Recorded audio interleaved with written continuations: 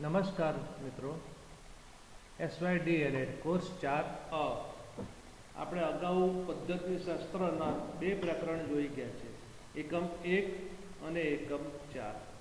આજે આપણે એકમ 3ની વાત કરવાના છે. તેનું નામ છે ભૂમિતિ શિક્ષણ. આ એકમ 3 બે ભાગમાં રજૂ કરવામાં આવશે. આજે આપણે ભાગ 1 જોવાના છીએ.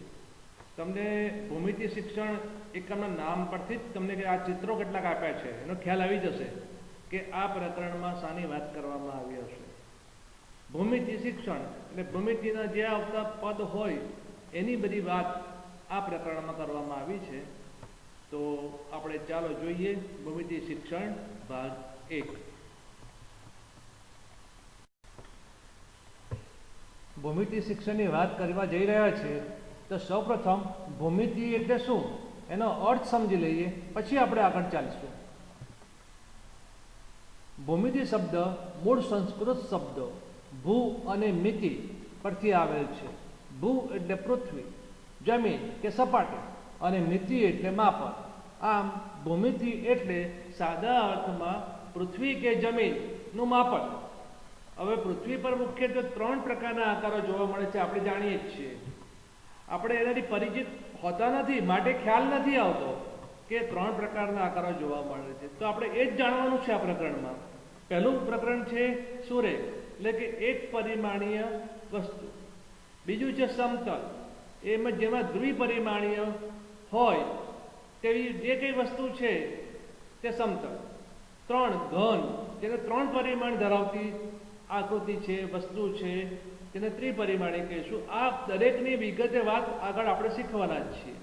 આમ પૃથ્વી પર જોવા મળતા એક પરિમાણીય, દ્વિપરિમાણીય અને ત્રિપરિમાણીય આકારોના માપનનું શાસ્ત્ર ગણિતમાં ભૂમિતિ તરીકે ઓળખાય છે. આપણે આમ તો જાણીએ જ છીએ, બાળક નાનું હોય ત્યારથી કેટલાક આકારો એને ન શીખવીએ તો પણ એ સમજી જતો હોય છે. તો થોડીક વાત એની આપણે જોઈ લઈએ. બાળક જન્મે છે ત્યારથી જ તેની દ્રષ્ટિ આસપાસની દુનિયા પર પડે છે અને તે જુદા જુદા આકારોને ઓળખવાનું શરૂ કરે છે. બાળક મકાનના ખૂણાઓ જુએ છે, ઓરડાની દિવાલો અને તેની ધારો જુએ છે, રસ્તાઓની લંબાઈનું અવલોકન કરે છે, સુંદર વસ્તુઓના આકારો વિશે કુતૂહલ અનુભવે છે. આમ બાળકને ઘરમાંથી અને તેની આસપાસની દુનિયામાંથી અવલોકન દ્વારા ભૂમિતિનો ખ્યાલ મળતો જ હોય છે. તેમાંથી જ તે કેટલીક બાબતોની પરિચિત થાય. જેમ કે હવે આપણે કઈ કઈ બાબતોની પરિચિત થાય છે બાળક, એ આપણે જોઈએ. સ્થાનની વાત એને ખબર જ છે કે આ વસ્તુ અંદર કબાટની અંદર છે, ઘરની બહાર છે, ઉપર છે, નીચે છે, પપ્પા ઉપર ગયા છે, મમ્મી નીચે કામ કરે છે. આ બધી વસ્તુ એને શીખવ્યા વગર જ ખબર પડી જાય છે. અંતરનો ખ્યાલ આવે છે અને આકાર વિશે જાણે છે. આ ગોળ છે, આ ચોરસ છે, રોટલી ગોળ જ હોય એ નાનપણથી શીખે છે. એને કંઈ ગણિત શીખવતા નથી આપણે, છતાં એ શીખી જતું હોય છે. સ્વરૂપની વાત કે ઘન, પ્રવાહી, વાયુ, પાણીને પ્રવાહી કહેવાય. અગરબત્તીનો બા અગરબત્તી કરતી અને જે ધુમાડો જાય છે એ વાયુ છે. આ બધી વસ્તુઓને બાળપણમાં જ ખબર પડે જ છે. એન કેન પ્રકારે બાળક જાણે છે. આમ ભૂમિતિ એ સ્થાન, અંતર અને આકારનું ગણિત છે. જેમ અંક ગણિત એ સંખ્યાઓનું ગણિત છે, તેમ ભૂમિતિ એ અવકાશના બિંદુઓનું ગણિત છે. તેથી જ પ્રાથમિક શાળાના ગણિતમાં ભૂમિતિનું સ્થાન વિશિષ્ટ સ્થાન છે. આ પ્રકરણ હવે જે શીખવાના છીએ તેના કયા ઉદ્દેશો રહેલા છે, એટલે સમગ્ર પ્રકરણની તમને માહિતી આ ઉદ્દેશોમાંથી મળી જશે કે આટલા ઉદ્દેશો સિદ્ધ થાય એવું આપણે શિક્ષણ કાર્ય આ પ્રકરણ દ્વારા મેળવવાનું છે.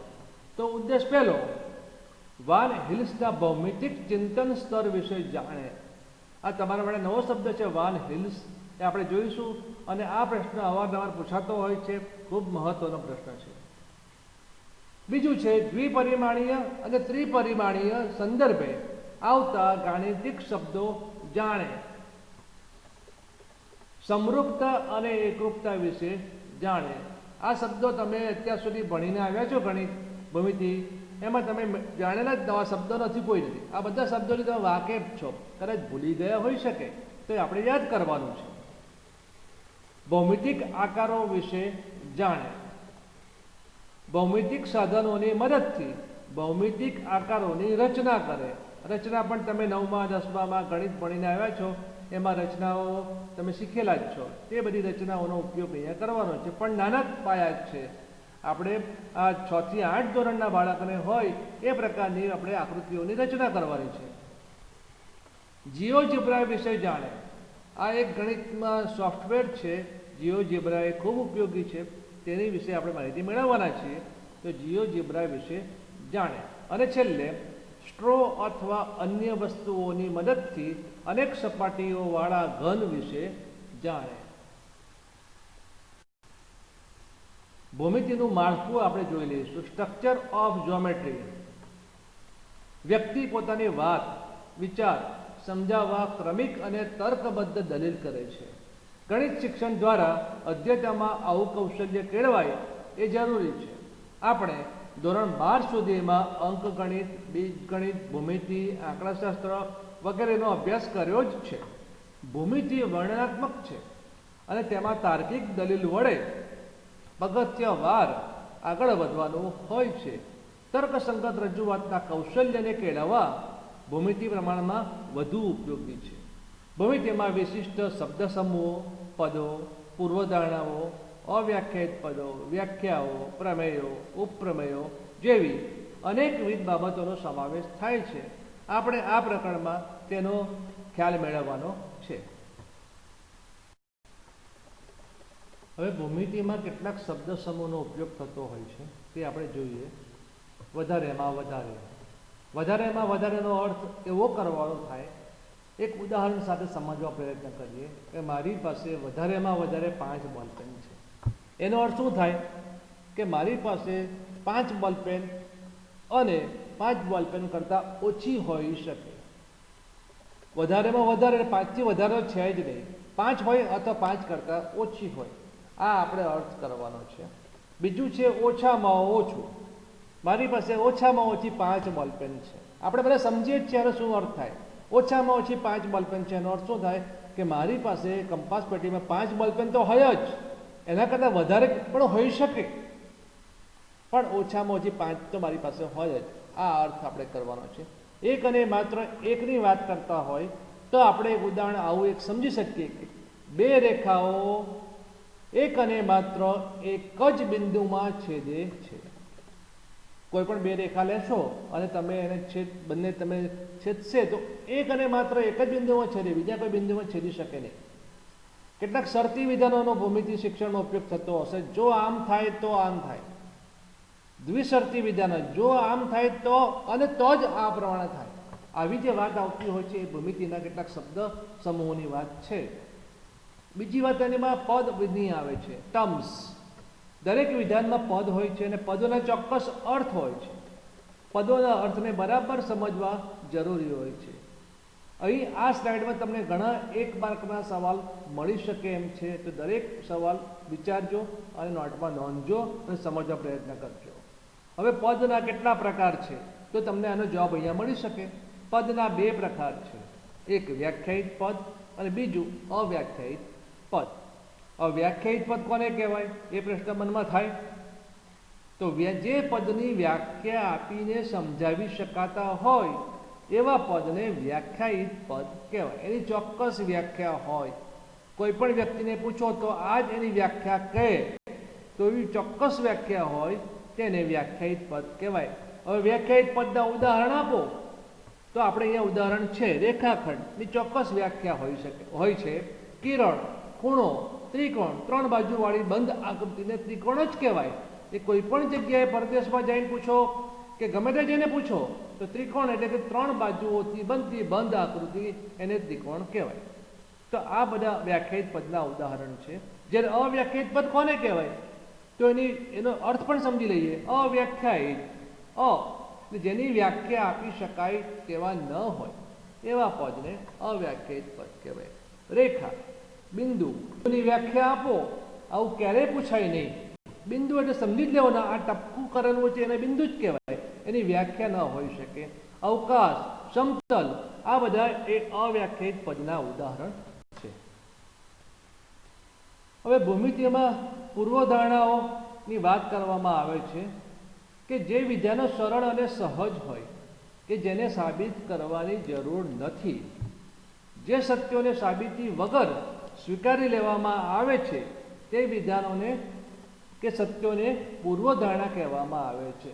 આ તમને પાછો એક પ્રશ્ન મળ્યો કે પૂર્વધારણા એટલે શું?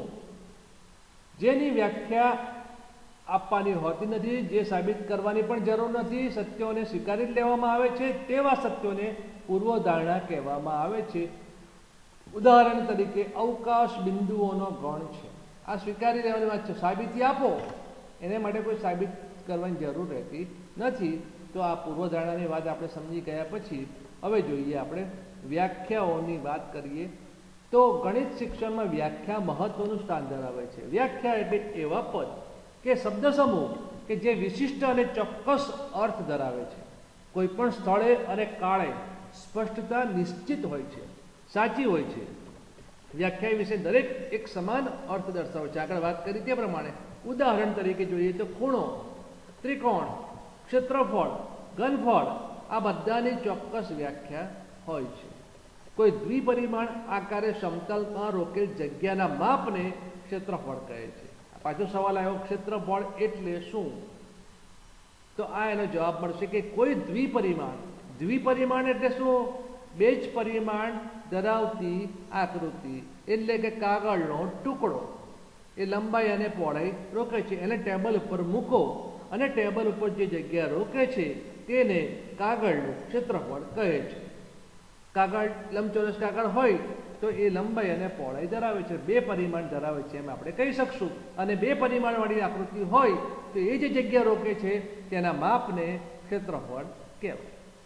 આગળ જોઈએ કે ત્રણ પરિમાણ આકારે અવકાશમાં રોકેલ જગ્યાના માપને ઘનફળ કહે છે. તો આ ઘનફળની વ્યાખ્યા આપણે અહીંથી મળશે. હવે ત્રિપરિમાણ વાળી આકારવાળી વસ્તુ કઈ? બધાની પાસે હોય જ છે, તમે લોકો જાણો જ છો, પણ એને ત્રણ પરિમાણ કહેવાય એ કદાચ ભૂલી ગયા હશો તો યાદ કરી લઈએ. તમે તમારી પાસે પાઠ્યપુસ્તક હોય તે પાઠ્યપુસ્તક ત્રિપરિમાણવાળી વસ્તુ છે નોટબુક, ત્રિપરિમાણવાળી વસ્તુ છે મોબાઈલ, ત્રિપરિમાણવાળી વસ્તુ છે કંપાસ પટ્ટી, એ પણ ત્રણ પરિમાણવાળી વસ્તુ છે જેને લંબાઈ હોય, પહોળાઈ હોય અને થોડી ઘણી ઊંચાઈ પણ હોય છે. હવે વિચારજો, ત્રિપરિમાણવાળી વસ્તુ તમારી પાસે કેટલી છે એની યાદી કરો અને જે હોય તેને એ અવકાશમાં જે જગ્યા રોકે છે તો એ વસ્તુનું ઘનફળ કહે છે. તો ઘનફળ શોધવાની વાત જ્યારે આવશે ત્યારે આપણે લંબાઈ, પહોળાઈ અને ઊંચાઈ ત્રણ માપ હોય તો જ ઘનફળ શોધી શકાય. આ સંકલ્પના બહુ સમજવા જેવી છે. પ્રમેય. ભૂમિતિમાં શરતી વિધાનો તર્કબદ્ધ દલીલો વડે સાબિત કરવામાં આવે છે તે વિધાનને પ્રમેય કહે છે. પ્રમેયમાં આપેલ શરતી વિધાનને પક્ષ કહેવાય છે. પક્ષ કોને કહેવાય એનો જવાબ છે તાર્કિક દલીલ દ્વારા જે સાબિત કરવાનું છે તેને સાધ્ય કહેવાય છે. જે સાબિત કરવાનું હોય તેને સાધ્ય કહેવાય છે. પ્રમેયની વાત તમે ધોરણ 9, ધોરણ 10માં સારી રીતે સમજીને આવ્યા છો. તાર્કિક દલીલોના ક્રમિક પગથિયાને સાબિતી કહેવાય છે. હવે અહીંયા પ્રશ્ન આવશે, સાબિતીના પ્રકાર કેટલા? તો સાબિતીના બે પ્રકાર છે, પ્રત્યક્ષ સાબિતી અને પરોક્ષ સાબિતી. પરોક્ષ સાબિતીના પાછા બે પેટા પ્રકાર છે, અનિષ્ટાપત્તિની રીત અને વિકલ્પ નિવારણની રીત. હવે દરેક આપણે રીત વિશે આગળ જોઈએ. આ બધી રીતોની સમજણ આપણે જરા મેળવી લઈશું. પ્રત્યક્ષ સાબિતી કોને કહેવાય? આ રીતમાં વિધાન પરથી ક્રમબદ્ધ તાર્કિક દલીલ દ્વારા સાધ્ય પર પહોંચવાનું હોય છે તેને પ્રત્યક્ષ સાબિતી કહેવાય છે. બીજી રીત અનિષ્ટાપત્તિની રીત, ખોટી દલીલની ઓળખ.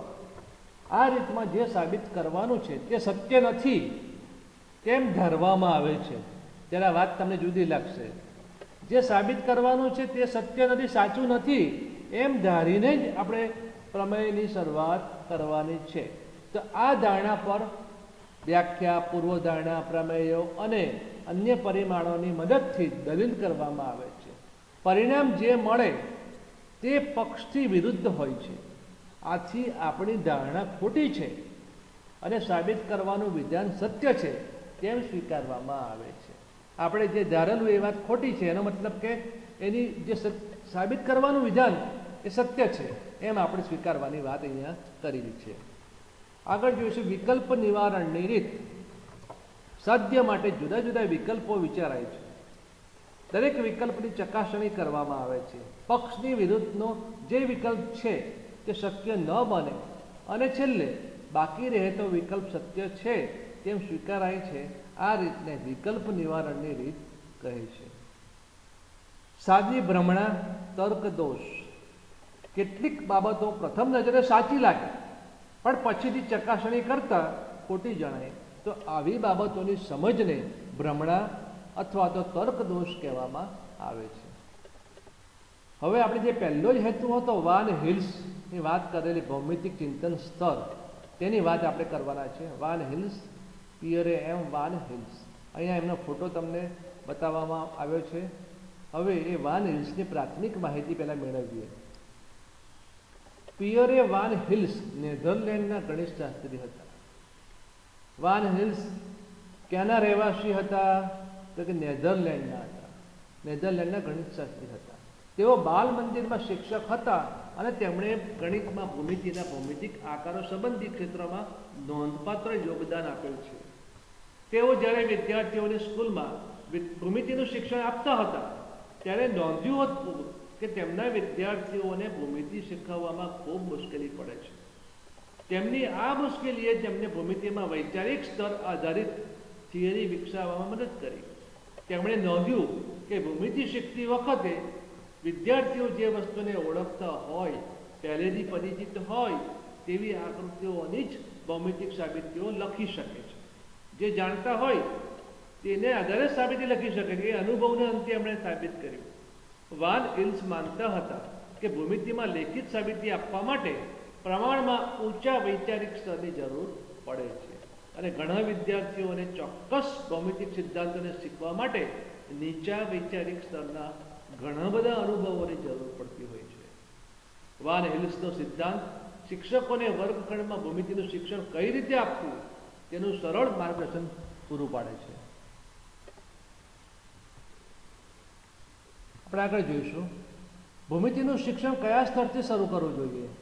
એ પ્રશ્નનો જવાબ અલબત્ત વિદ્યાર્થીના સ્તર પર આધાર રાખે છે. આ વૈચારિક સ્તર એટલે શું? આ સમજવા આપણે એક ઉદાહરણ જોઈએ. દાખલા તરીકે 8 અને 9 વર્ષની બે છોકરીઓને એક બગીચામાં મૂકવામાં આવે છે અને પ્રશ્ન પૂછાય છે કે બગીચામાં જાગ્રત અવસ્થામાં તમને શું વિચાર આવે છે? એ છોકરી કહેશે, મને બગીચામાં કોઈ જ વિચાર આવતો નથી, મને માત્ર વૃક્ષ, ફૂલ અને પક્ષીઓ દેખાય છે. તો બીજી છોકરી એને શું કહે છે? જવાબ આપે છે, તો તું પછી તો વિચારમાં જ છે, કારણ કે તું જો વૃક્ષો, પક્ષીઓ, ફૂલોને ઓળખતી જ ન હોત તો તને વૃક્ષો, ફૂલો, પક્ષીઓ કહેવાય એનો ખ્યાલ જ કેવી રીતે આવે? તેથી તે વિચાર તો કર્યો જ છે પણ શબ્દના ઉપયોગ વિના.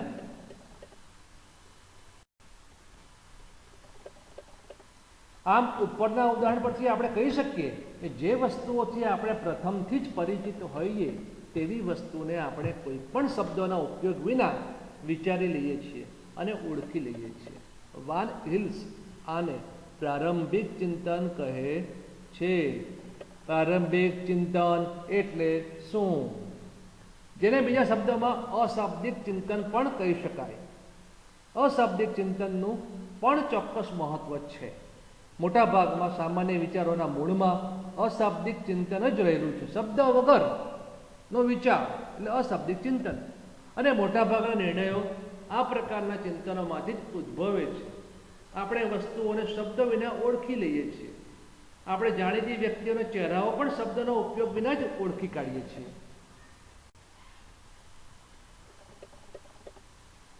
વાન હિલ્સ વિદ્યાર્થીઓના ભૌમિતિક ચિંતનને વિકસાવવા માટે પ્રવૃત્તિ દ્વારા શિક્ષણની હિમાયત કરે છે અને તે માટે તેણે પોતાનું ભૌમિતિક આકૃતિઓ આધારિત મોઝેક પઝલ મોડેલ પણ વિકસાવ્યું છે. આપણે એની વાત કરવાના છીએ. વાન હિલ્સ મુજબ વિદ્યાર્થીઓનું આકૃતિને જોયા પછીના ચિંતનનું સ્તર કેટલા ચોક્કસ ક્રમને અનુસરે છે અને આ ક્રમના તાર્કિક વિકાસશીલ વિચારો દ્વારા વિદ્યાર્થી ભૌમિતિક આકારોને ઓળખીને સમજી શકવાનું લક્ષણ ધરાવે છે.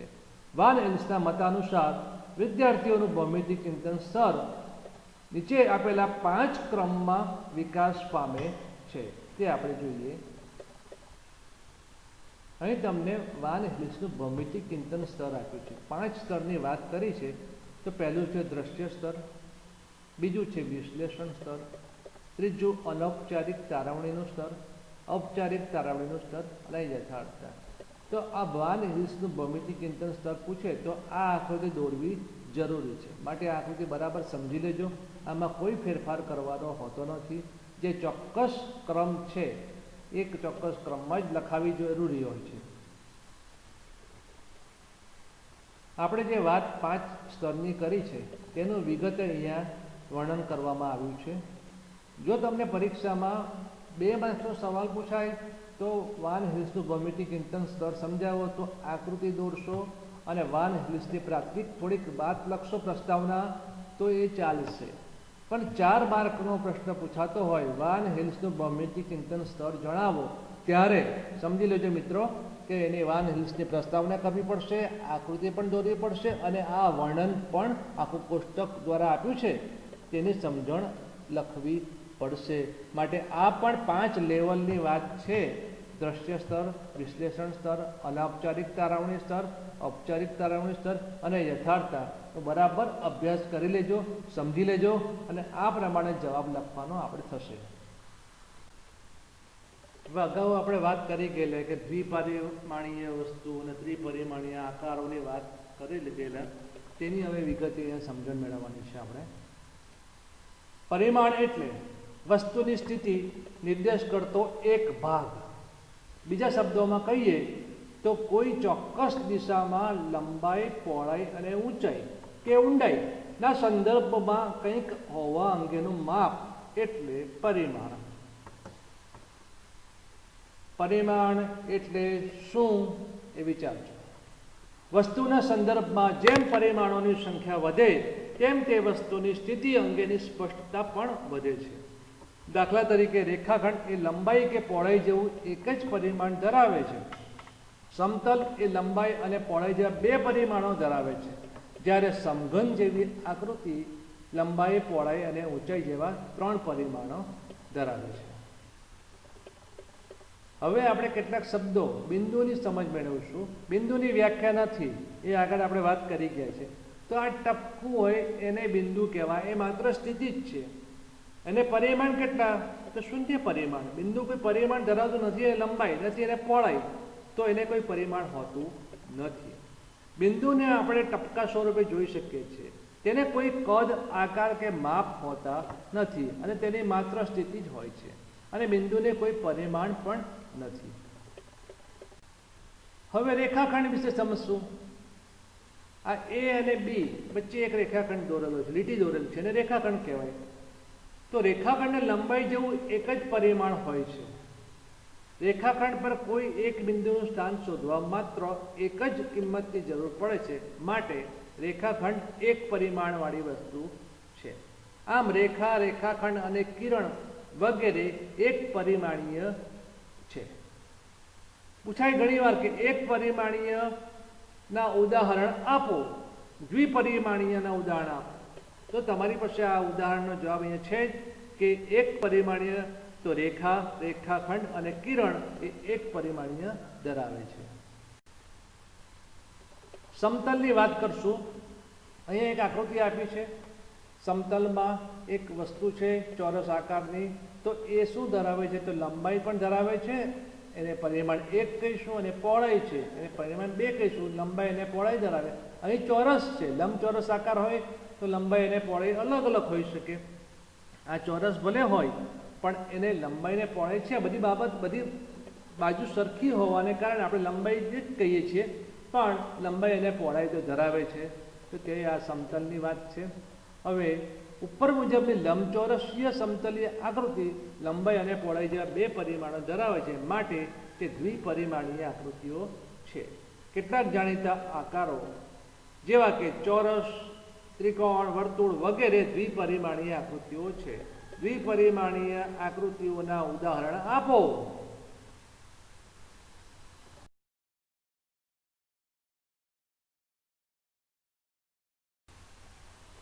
આજના આપણા આ ભાગનો છેલ્લા મુદ્દા તરફ જઈ રહ્યા છીએ કે એકરૂપતા અને સમરૂપતા વચ્ચે આપણે બહુ ગરબડ કરતા હોઈએ છીએ મિત્રો.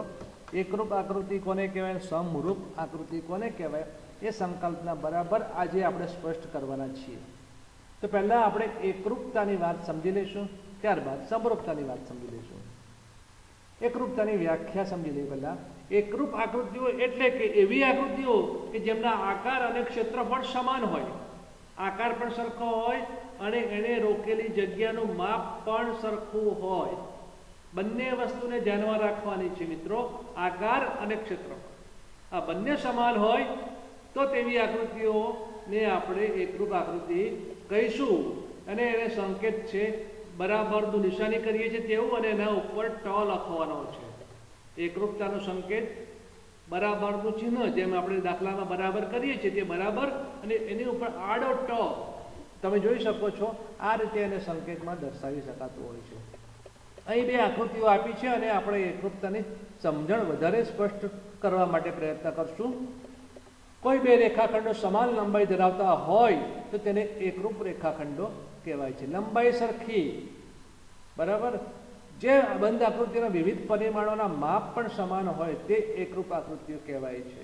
અહીં નમૂનામાં તમને ત્રિકોણ એબીસી અને ત્રિકોણ પીક્યુઆર આપ્યો છે.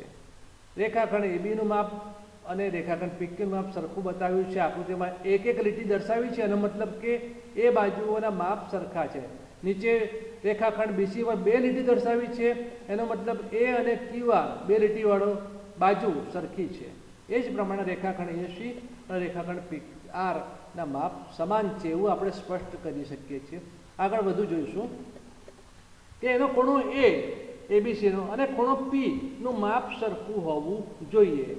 ખૂણા બી અને ખૂણા કેનું માપ, ખૂણા સી અને ખૂણા આરનું માપ પણ એ જ પ્રમાણે સરખું હોવું જોઈએ. અને રેખાખંડ એબી બરાબર રેખાખંડ પીક્યુ એ પ્રમાણે જો માપ સરખા હોય તો એમ કહી શકાય કે ત્રિકોણ એબીસી અને ત્રિકોણ પીક્યુઆર એ એકરૂપ ત્રિકોણો છે. હવે આપણે સમરૂપતાની વાત કરશું. તો સમરૂપ ત્રિકોણો કોને કહેવાય તે સમજણ મેળવી લઈએ.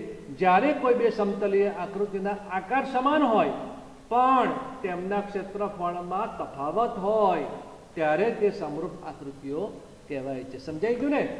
આકાર સમાન પણ ક્ષેત્રફળ અલગ અલગ માટે એ એકરૂપ ન કહેવાય અને સમરૂપ કહેવાય. આવી આકૃતિઓ આકારની દ્રષ્ટિએ સમાન દેખાય છે. કોઈ આકૃતિની એનલાર્જ કે કોમ્પ્રેસ કરેલી ઝેરોક્સ નકલ તે આકૃતિની સમરૂપ આકૃતિ કહેવાય છે. સમતલીય આકૃતિના અનુરૂપ ખૂણાઓના માપ સમાન હોય અને તેમનું નિરૂપણ કરતી બાજુઓ સમપ્રમાણમાં હોય તેવી આકૃતિઓ સમરૂપ આકૃતિઓ કહેવાય. અહીંયા આપણે આકૃતિનું ઉદાહરણ આપ્યું છે, ત્રિકોણ એબીસી, ત્રિકોણ પીક્યુઆર. હવે દરેકના માપ આગળ જોયું તેમ એ ખૂણો તો આનો પી ખૂણો સરખો હોય, બી તો એનો ક્યુ સરખો હશે, સી તો એનો આર. આ તો સરખું હોય જ. હવે બાજુઓ સમપ્રમાણમાં હોવી જોઈએ. એટલે કે એબીસીની રેખાખંડ એસી 6 છે તો એનાથી અડધી રેખાખંડ પીક્યુ છે. બધા જ માપ અડધા હોય તો જ સમરૂપ આકૃતિ કહેવાય મિત્રો. જો રેખાખંડ બીસી 8 છે તો એને અડધા કેટલા થાય? 4. તો ક્યુઆર 4 હોવા જોઈએ. રેખાખંડ એસી 10 છે, 10ના અડધા કેટલા? 5. તો રેખાખંડ પી આરનું માપ 5 જ હોવું જોઈએ તો જ એ સમરૂપ આકૃતિઓ કહેવાય. અને અહીંયા તમને નીચે ઉદાહરણ બધું બતાવ્યું જ છે કે બધાનો ગુણોત્તર કરશું એટલે એક સરખો આવશે. આમ ત્રિકોણ એબીસી અને પીક્યુઆર સમરૂપ ત્રિકોણો છે અને સમરૂપતા દર્શાવવા માટે ફક્ત આડો ટ વડે દર્શાવાય છે. અત્યારે આજે આપણે આટલી જ વાત કરશું. વિભાગ 2 પાર્ટ 2 માં વધુ આપણે